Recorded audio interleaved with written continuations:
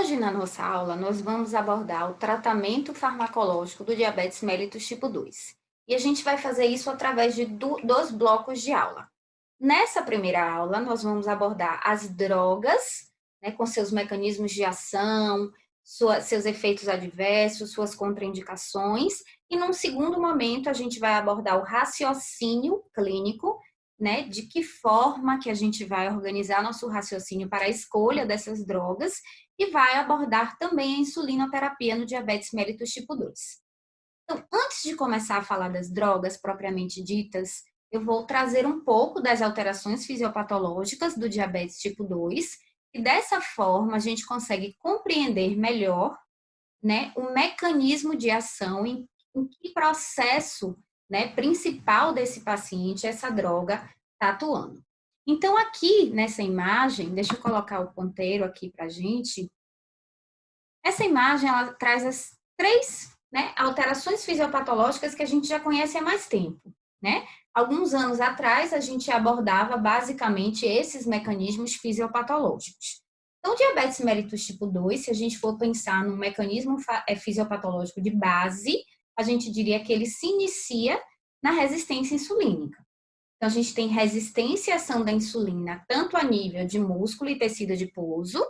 Isso leva aqui a uma diminuição da captação de glicose por esses órgãos. E a gente tem também uma resistência à ação da insulina a nível hepático. Isso faz com que esse fígado ele não enxergue que existe a insulina e eu levo a um aumento da produção hepática de glicose, a despeito de eu ter hiperglicemia e contribuindo para a hiperglicemia. Então, esses mecanismos são os mecanismos básicos, né? Iniciais, digamos assim. E com o decorrer do tempo, esse pâncreas, pela sobrecarga, ele precisa produzir mais insulina para dar conta dessa resistência. Eu vou evoluindo com a apoptose das células beta. E aí eu tenho uma diminuição da produção pancreática de insulina, e como a insulina e o glucagon, eles têm ação parácrina, quando eu diminuo a ação da insulina, eu aumento a minha produção de glucagon, que contribui também para essa hiperglicemia do paciente. Então, esses são os mecanismos iniciais, os mecanismos básicos, digamos assim, mas hoje a gente sabe que não é só isso. Então, hoje a gente fala em octeto fisiopatológico do diabetes mellitus tipo 2. Então, muita coisa desse octeto a gente já viu no slide passado. Então, aqui a gente tem a diminuição da secreção de insulina, a gente teve uma sobrecarga desse pâncreas e, por isso, essas células entram em apoptose e a gente tem essa diminuição dessa secreção, né, médio prazo, o aumento da secreção do glucagon, tem também o aumento da lipólise, o aumento da produção hepática de glicose, isso tudo a gente já tinha visto, né? A resistência insulínica, mas tem coisa nova aqui. Então, a gente também tem, né, como fisiopatologia do diabetes tipo 2, a diminuição da ação das incretinas, que a gente vai falar sobre isso. Tenho o aumento da reabsorção renal de glicose, que originou a classe de drogas mais nova que a gente tem no momento para tratar o diabetes tipo 2, e também a disfunção hipotalâmica, que está associada ao diabetes mellitus tipo 2. Vamos imaginar que esse traço pontilhado aqui seja o dia que o meu paciente recebeu o diagnóstico de diabetes mellitus tipo 2. Então, no dia que meu paciente recebe o diagnóstico do diabetes mellitus tipo 2, vamos supor que seja hoje, se a gente for analisar esse gráfico, anos antes dessa alteração glicêmica laboratorial, eu já tenho, né, alguns mecanismos que estão ocorrendo nesse paciente que vão levar, né, contribuir para a evolução dessa desglicemia. Então, aqui a gente tem, se a gente for olhar aqui de rosinha, a gente tem a resistência insulínica, né?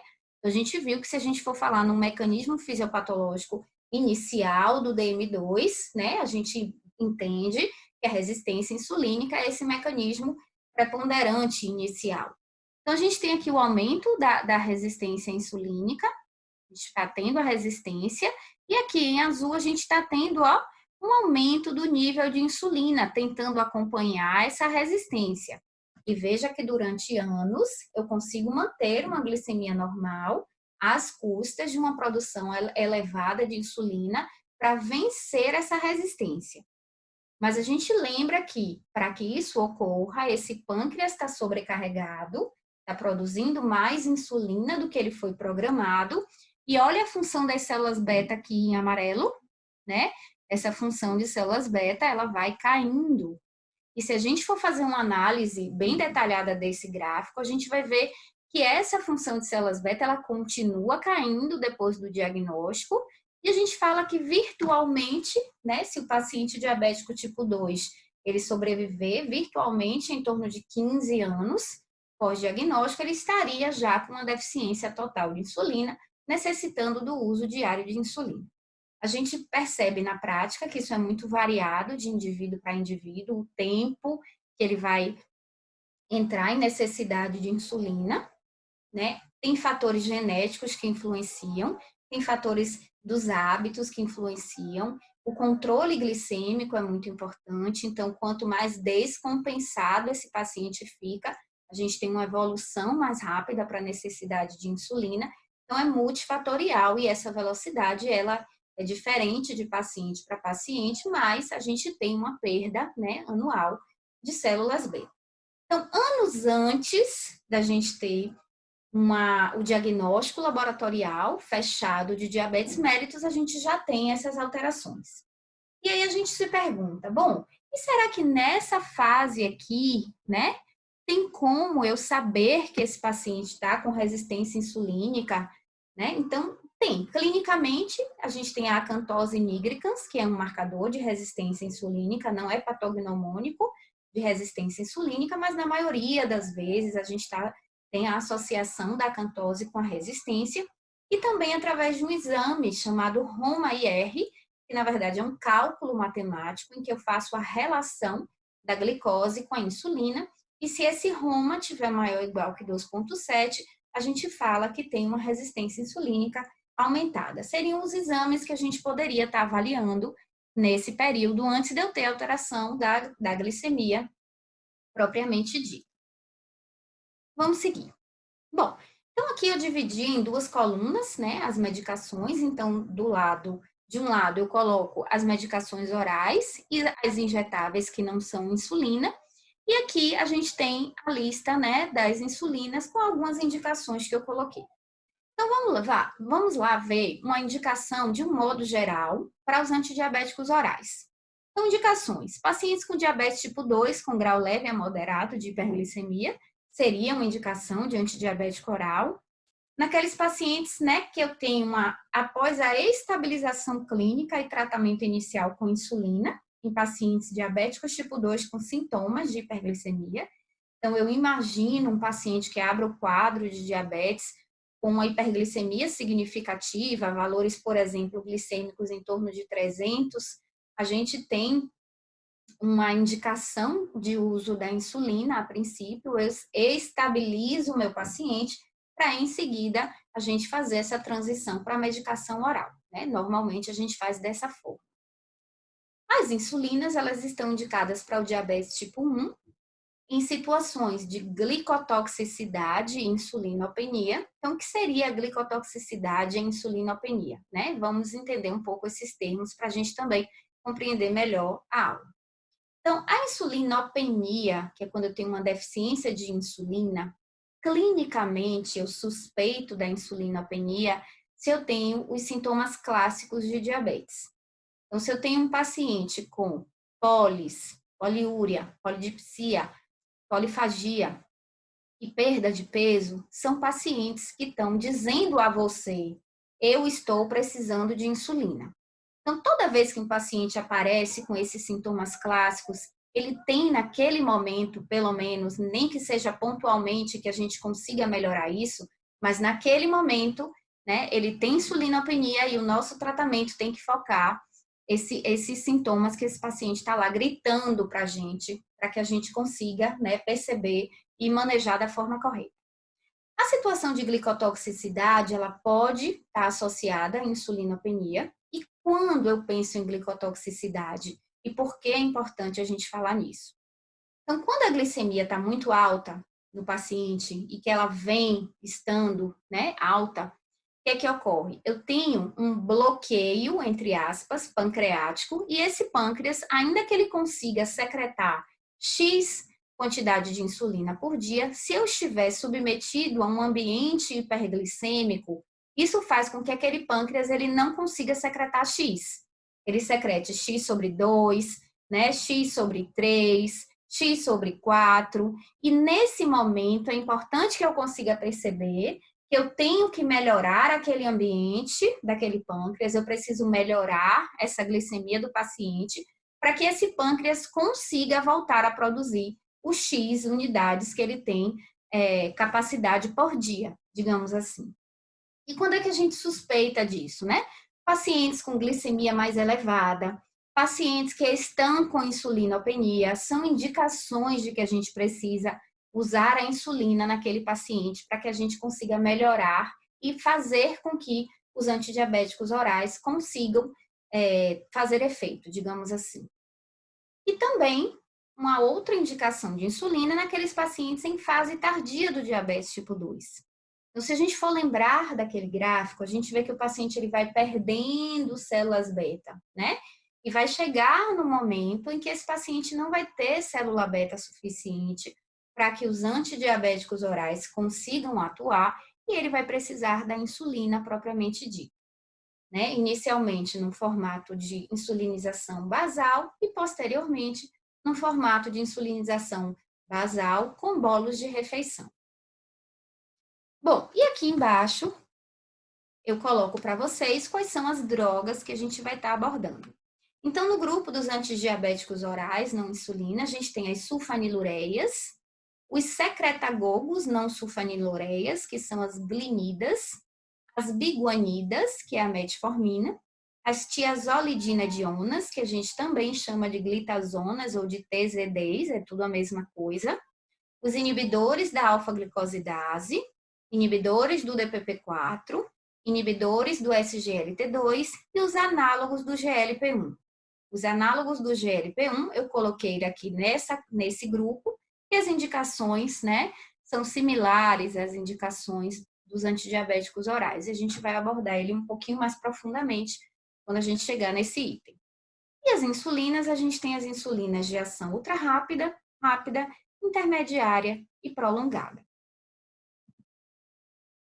Então, se a gente for pensar e lembrar do octeto fisiopatológico e a gente for dividir essas drogas de acordo com o mecanismo de ação, né, a gente já consegue visualizar, né, a maioria das drogas em que ponto do octeto elas estão atuando. Então, a gente tem drogas que incrementam a secreção pancreática de insulina, são as sulfanilureias e as glinidas. A gente tem drogas que incrementam a secreção pancreática de insulina dependente da glicose, por isso que esse segundo grupo, ele dá muito menos hipoglicemia, virtualmente eles não dão hipoglicemia, são os inibidores do DPP-4 e os análogos do GLP-1. Esses grupos, eles são chamados de secretagogos, porque eles estimulam a secreção de insulina. A gente tem também as drogas que reduzem a velocidade de absorção de glicídios. Se a gente for pensar no octeto, essa classe de drogas, ela não atua em nenhum mecanismo do octeto, mas tem um mecanismo de ação que pode ser interessante em algumas situações que a gente vai ver. A gente tem as drogas que diminuem a produção hepática de glicose, que são a metformina. Então, a metformina, que é do grupo das biguanidas, atua principalmente a nível hepático. A gente tem as glitazonas, que são sensibilizadores porque aumentam a utilização periférica de glicose. As glitazonas fazem um pouquinho aqui desse papel da metformina. A metformina também faz um pouco desse papel de aumentar a utilização periférica de glicose. Então, esses grupos são chamados de sensibilizadores de insulina, porque eles atuam diminuindo a resistência insulínica. E a gente tem também as drogas que reduzem a reabsorção renal de glicose, que são os inibidores do SGLT2. Então, a gente vai falar um pouco de cada droga nesse momento. Então, vamos iniciar com as sulfanilureias. Então, qual que é o mecanismo de ação das sulfanilureias? Então, aqui, a gente visualizando uma célula beta. Então, o que que eu tenho aqui? As sulfanilureias atuam no receptor SUR, promovendo fechamento dos canais de potássio. Quando eu fecho o canal de potássio, eu levo a despolarização celular. Nesse momento, eu estimulo o influxo de cálcio, e esse cálcio leva e estimula a exocitose dos grânulos de insulina. Então, esse é um mecanismo de ação pelo qual as sulfanilureias eles aumentam a secreção de insulina. Então, a gente tem alguns exemplos de sulfanilureias. A gente tem a glibenclamida, a gente tem a gliclazida MR e a glimepirida, que são as mais utilizadas na nossa prática. A gente tem também, nesse grupo das sulfanilureias, a clorpropramida, que é o diabinese, e a glipizida. E são gratuitos pelo SUS a glibenclamida e a gliclazida MR. Então, o mecanismo de ação das sulfanilureias é estimular, aumentar essa secreção de insulina. Vamos observar essas duas colunas. Por que que ele é importante? Para a gente ter uma ideia comparativa de potência dessas drogas. Então, a gente vai ver que para cada droga eu trouxe qual é o potencial de redução de glicemia de jejum e o potencial de redução de glicada. Então, a gente tem uma redução aí em torno de 60 a 70 da glicemia de jejum e de 1,5 a 2 da glicada, que eu já antecipo para vocês que é uma boa redução de glicada. Né? Eu dizer que uma droga reduz até 2 pontos de glicada significa que é uma droga que tem uma potência bem interessante. Bom, essas drogas, as sulfanilureias, elas são contraindicadas na gravidez, tem contraindicação na insuficiência renal, não é uma contraindicação absoluta. A nossa preocupação do uso da sulfanilureia na insuficiência renal é por conta do risco de hipoglicemia que isso traz, mas eu posso estar usando especialmente a gliclazida MR com um cuidado maior por conta disso. E a gente também tem uma preocupação na insuficiência hepática, porque esses pacientes eles têm uma dificuldade maior em sair de uma hipoglicemia, por isso a gente tem essas contraindicações nessas duas situações. Bom, de efeito adverso, primeiro eu tenho hipoglicemia. Por quê? Porque essa sulfanilureia se liga a esse receptor e eu tenho ação em torno de 12 a 24 horas, a depender da minha droga. Então, independente do que aquele paciente está fazendo, aquele canal está ali sendo ativado pela medicação e eu estou tendo um estímulo à produção de insulina.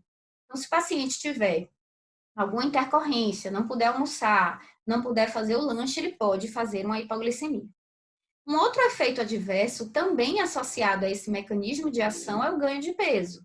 Né? E por que o ganho de peso? Porque a insulina é um hormônio anabólico. Então, se eu aumento a minha secreção de insulina, eu tenho esse potencial de estar aumentando o peso.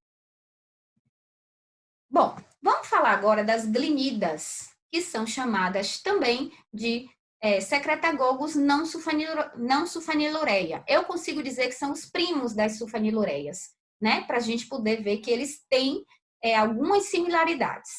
Então, do grupo das glinidas, a gente tem a repaglinida e a nataglinida. Veja bem, o mecanismo de ação das glinidas é muito parecido com as sulfanilureias. Então, eles também fazem bloqueio do canal de potássio, também estimulam o influxo do cálcio e a exocitose da insulina. Porém, a farmacocinética é diferente. Eu tenho uma meia-vida mais curta e uma potência pontual maior. Por que eu falo em potência pontual? Naquele momento, eu tenho uma secreção maior de insulina, comparado à sulfanilureia, que tem uma secreção de insulina, né, de uma forma mais lenta durante as horas. Porém, a potência total diária da sulfanilureia é maior, e a gente vai ver isso aqui quando a gente for comparar, né, o potencial de redução de glicada das duas drogas. Mas o fato de eu ter essa farmacocinética diferente faz com que a minha aplicabilidade seja diferente. Então, a sulfanilureia, ela tenta simular a minha secreção basal de insulina. Eu aumento a minha secreção durante, né, ao longo do dia. enquanto que as glinidas, elas simulam uma secreção prandial. Então, as glinidas, elas levam um aumento da secreção de insulina pontualmente maior, mas com uma meia-vida mais curtinha. Então, é como se eu fizesse os picos prandiais aqui, como a gente vê nessa figura. Então, as glinidas, elas são drogas em que eu vou utilizar antes das refeições. Então, eu uso glinida antes do café, uso glinida antes do almoço, uso glinida antes do jantar. Posso ter hipoglicemia com glinida? Posso. Claro que o risco é menor do que com a sulfanilureia, mas posso.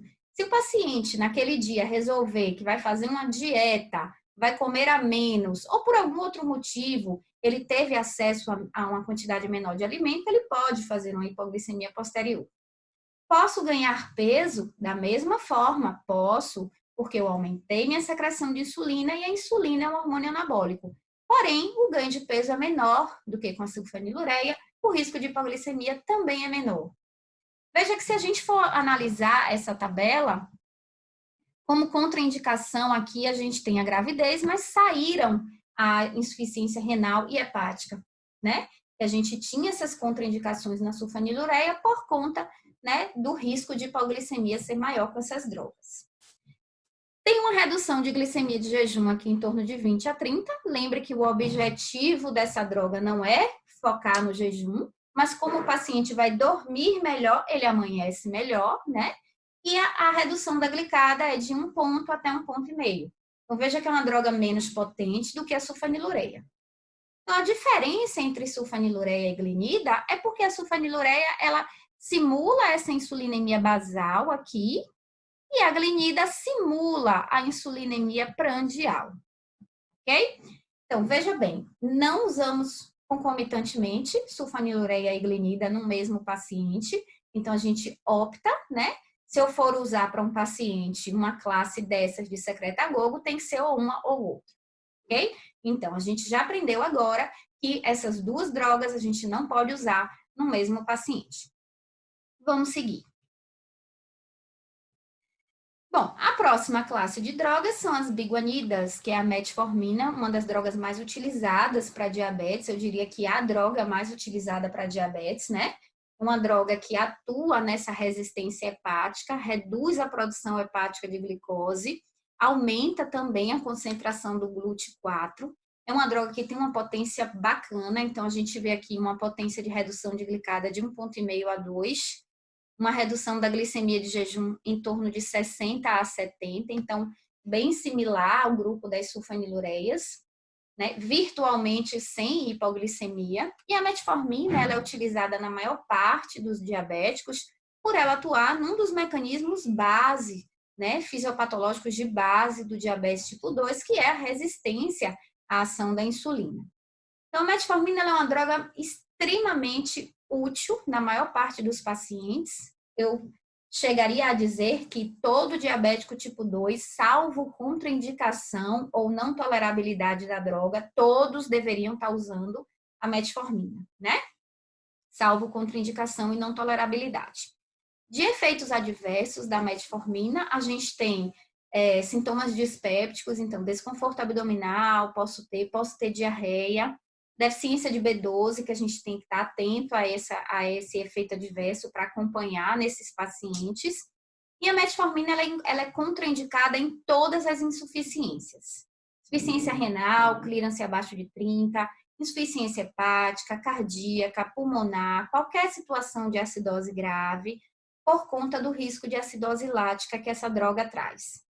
E na gestação, apesar de existirem estudos grandes, né, já mostrando um perfil de segurança da metformina em grávidas, em bula a gente ainda tem contraindicação do uso da metformina na gestação, ok?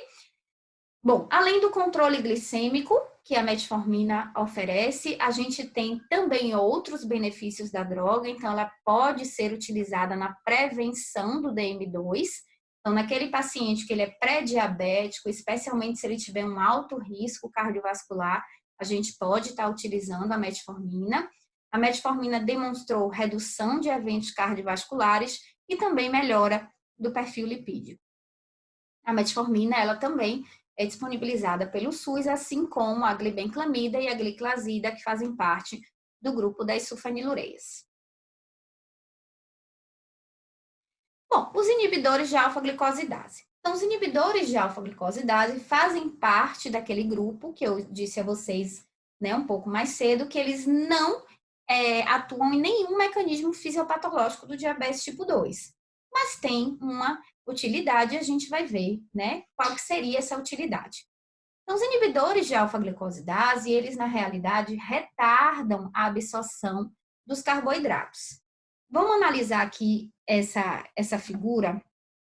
Essa figura mostra para a gente a secreção de insulina em indivíduos normais, aqui em azul claro.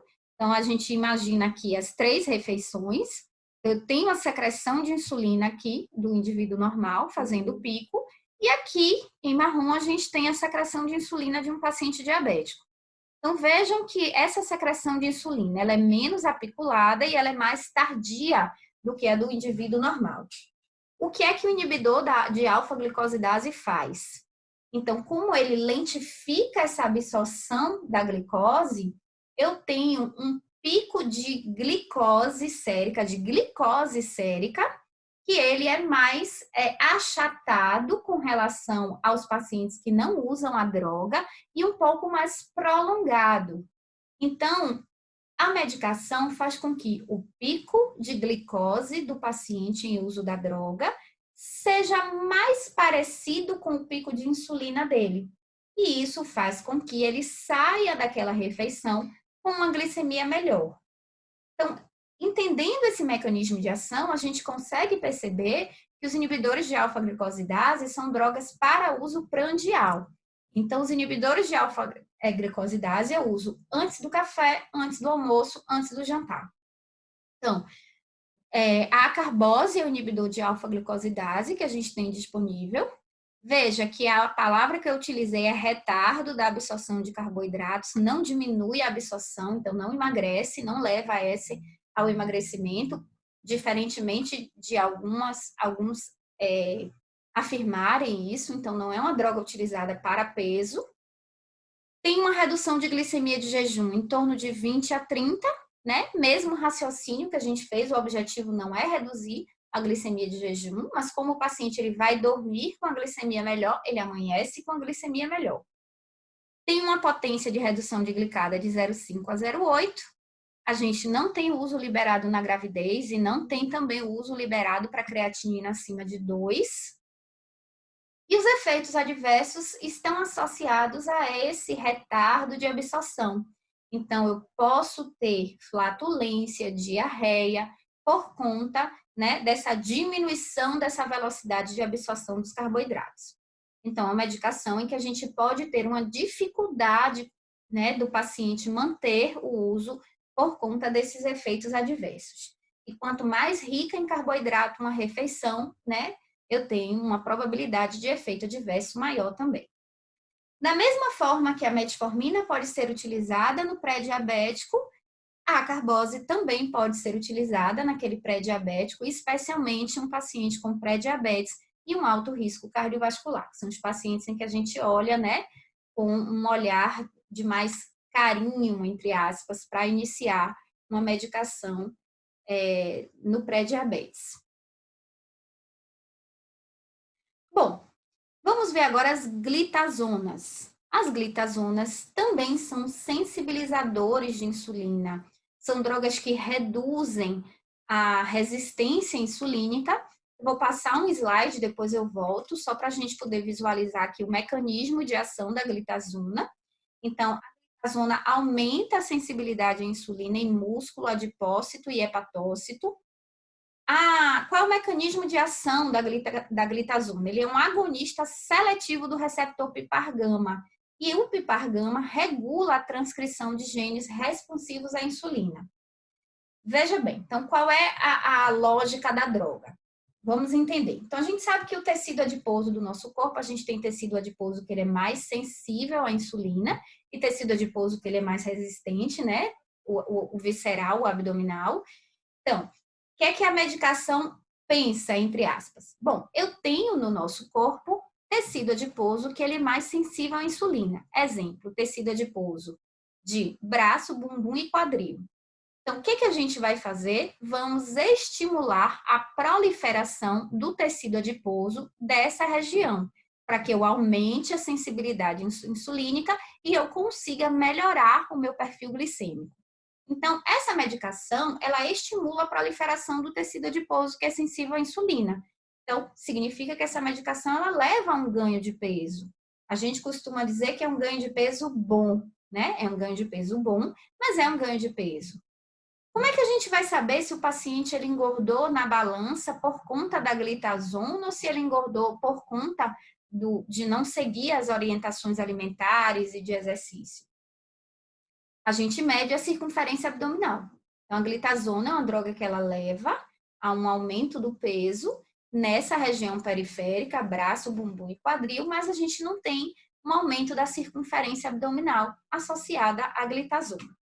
A glitazona também estimula a translocação do GLUT4, promovendo uma maior captação de glicose pelo músculo e pelo tecido adiposo. Então, veja bem, a glitazona, hoje a gente tem a pioglitazona, é a única droga disponível dessa classe, né, hoje. Tem um potencial de redução de glicemia de jejum em torno de 35 a 65, uma redução de glicada em torno de meio a 1,4. E as glitazonas, elas levam a aumento do peso, é um dos efeitos adversos que a gente tem, mas a gente também tem uma retenção hídrica associada à droga.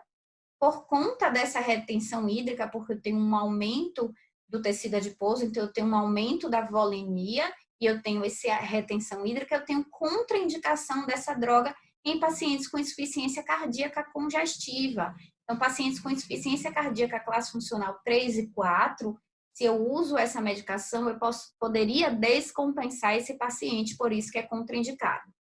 Também tenho contraindicação na insuficiência hepática e na gravidez. Então, o que é que tem de efeito adverso da glitazona? Um a gente já viu, que é o ganho de peso, e a gente já entendeu por quê, tem relação direta com o mecanismo de ação da droga. Outro é o edema, por conta dessa retenção hídrica, a gente também já entendeu por que ocorre. Posso ter anemia diluicional, então quando eu retiro a droga, a hemoglobina normaliza. Tiveram indícios, né, de associação da glitazona com câncer de bexiga, né? Ainda é um ponto bem controverso, mas ainda é um efeito colateral que a gente precisa estar atento. Tanto o câncer de bexiga quanto as fraturas, principalmente fratura de antebraço. São dois efeitos colaterais que já foram associados à glitazona e que, apesar do risco relativo não ser tão elevado, né, a gente precisa estar atento a esses dois efeitos adversos. Glitazona também pode ser utilizada na prevenção do diabetes mellitus tipo 2. Então, paciente pré-diabético de alto risco cardiovascular, a gente pode estar usando glitazona. E a glitazona teve um efeito interessante na esteatose hepática. É uma droga que reduz a gordura hepática. Um outro benefício associado a essa classe de drogas, né? A essa medicação. Bom, vamos ver agora os inibidores de DPP-4. Qual é o mecanismo de ação de um inibidor de DPP-4? As chamadas gliptinas, né? São sinônimos, inibidores de DPP-4 e gliptinas. Então, vamos acompanhar aqui essa figurinha. Então, na hora em que o indivíduo come, eu tenho a liberação das chamadas incretinas, que são o GLP-1 e o GIP. Qual é o papel do GIP e do GLP-1? Então, o GIP e o GLP-1, eles vão lá no pâncreas e dizem, olha, a comida chegou. Estimula a secreção de insulina, né? Então, eu estimulo a célula beta a produzir insulina, porque a comida chegou. Vou na célula alfa e digo, olha, a comida chegou, eu não preciso de glucagon. Eu faço uma supressão da ação do glucagon. Então, dessa forma, eu aumento a captação de glicose pelos tecidos periféricos, né? Eu diminuo a produção hepática de glicose e eu melhoro glicemia tanto de jejum quanto glicemia pós-prandial. Bom, isso ocorre fisiologicamente. Aí o que ocorre? O paciente com diabetes tipo 2 Um dos mecanismos fisiopatológicos é a deficiência do GLP-1. O GLP-1 ele está com sua ação intacta no diabetes tipo 2, mas eu tenho uma quantidade reduzida, uma ação reduzida desse GLP-1. E esse GLP-1, fisiologicamente, ele é degradado por essa enzima chamada DPP-4. O que é que a medicação faz? A medicação vai e faz uma inibição dessa enzima, venho aqui, bloqueio a enzima, e dessa forma eu consigo fazer com que o meu GLP-1 tenha uma meia-vida aumentada. Então, eu consigo disponibilizar mais GLP-1 para esse paciente. Então, esse é o mecanismo de ação de um inibidor de DPP-4. Os inibidores de DPP-4, a gente tem hoje no mercado 5, né, representantes: sitagliptina, vildagliptina, saxagliptina, linagliptina e alogliptina. São drogas que são bem toleradas, de um modo geral, muito bem toleradas. Tem uma potência de redução de glicada aqui em torno de 0,6 a 0,8, uma redução de glicemia de jejum em torno de 20 miligramas. São drogas que têm uma boa tolerabilidade, pode dar uma síndrome flu-like, como se fosse uma síndrome gripal. Tem um efeito colateral que é raro, mas é importante também que a gente chame atenção, que é a pancreatite aguda, e não tem contraindicação. Inclusive, pacientes, a não ser alergia, né, algum componente da fórmula.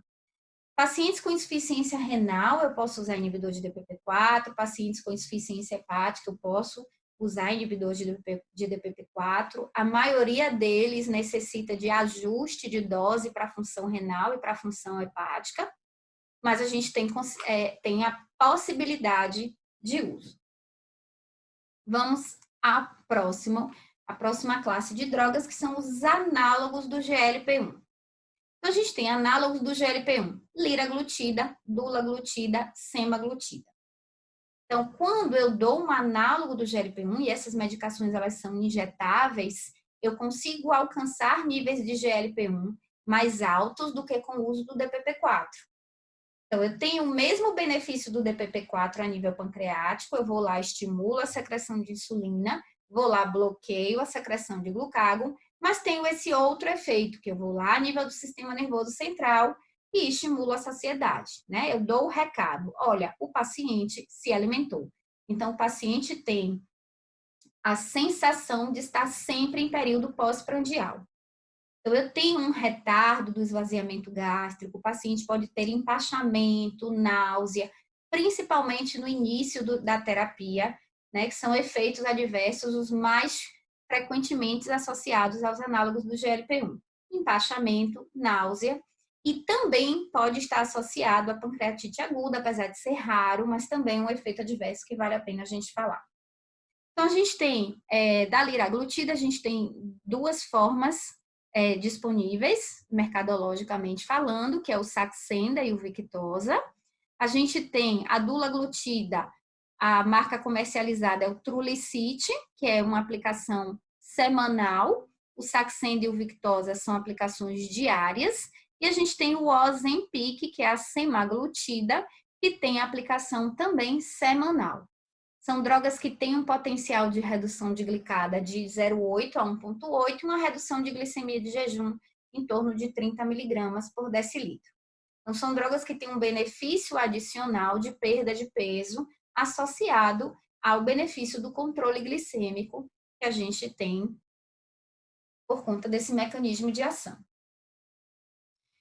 E alguns pontos importantes sobre essa classe de drogas, né? Então, classe de drogas, ela demonstrou uma redução de mortalidade independente do controle glicêmico. Isso foi visto no estudo LEADER, que avaliou mais de 9 mil adultos portadores de diabetes tipo 2 de alto risco cardiovascular que foram acompanhados por 5 anos. Então, os desfechos primários desse estudo foram morte cardiovascular, infarto agudo do miocárdio não fatal e AVC não fatal, e os resultados mostraram superioridade do uso da medicação para todos os 3 desfechos, com um impacto de 22% de redução da taxa de mortalidade, 15% da mortalidade cardiovascular e 15% de mortalidade por todas as causas em comparação com o placebo. Veja bem, esse foi o primeiro grupo de medicações para diabetes que mostraram uma redução do risco cardiovascular independente do controle glicêmico. Um outro grupo são os inibidores do SGLT2, que a gente vai ver agora, que também foram medicações que foram utilizadas para tratar o diabetes, mas mostraram redução de mortalidade independente do controle glicêmico. Isso causou um impacto a nível mundial. Isso causou impacto, inclusive, a nível dos guidelines, e hoje a gente raciocina de uma forma um pouco diferente por conta dessas evidências recentes. Então, eu falei para vocês que a gente tem 2 blocos de aula sobre o tratamento do diabetes tipo 2. Então, esse é o primeiro bloco de aula em que a gente vai falar das drogas orais, mas no próximo bloco de aulas a gente vai estar abordando o raciocínio da terapia e insulinização. Então, a gente vai voltar a falar da redução da mortalidade independente do controle glicêmico que algumas classes de antidiabéticos orais, podem promover.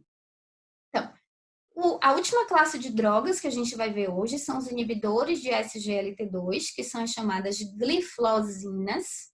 Então, os inibidores de SGLT2 são drogas relativamente novas no mercado. Até então, até pouco tempo, a gente via o rim como apenas uma vítima, entre aspas, do diabetes. Hoje a gente tem a percepção que o rim está implicado também na fisiopatologia do diabetes tipo 2. Então, 20 a 25% da produção diária de glicose é da responsabilidade do rim. 10 a 15% de toda a glicose utilizada no período pós-prandial é pelo rim.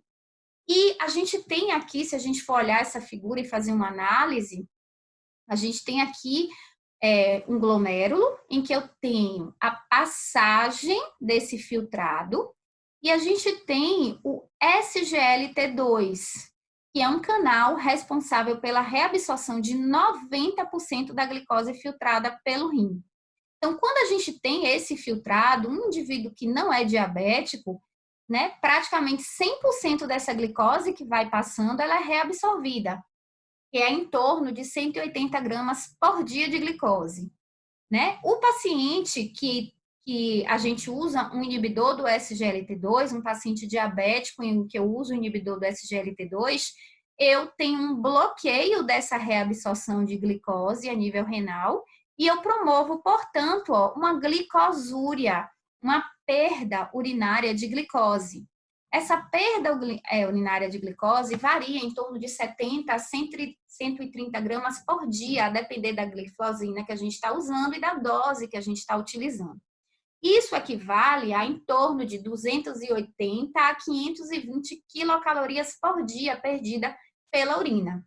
Então, eu tenho uma redução glicêmica por conta desse bloqueio, dessa reabsorção, e eu tenho uma perda calórica também. Então, eu posso emagrecer com o uso dessa medicação por conta dessa perda calórica urinária. Bom, só em analisar esse mecanismo de ação, a gente pode perceber que tem como um possível efeito adverso um aumento do risco de infecções genitais e urinárias por conta dessa glicosúria, eu tenho uma modificação do pH, eu tenho uma modificação da flora local, eu tenho um aumento principalmente nas mulheres de infecções, né, mas nos homens também.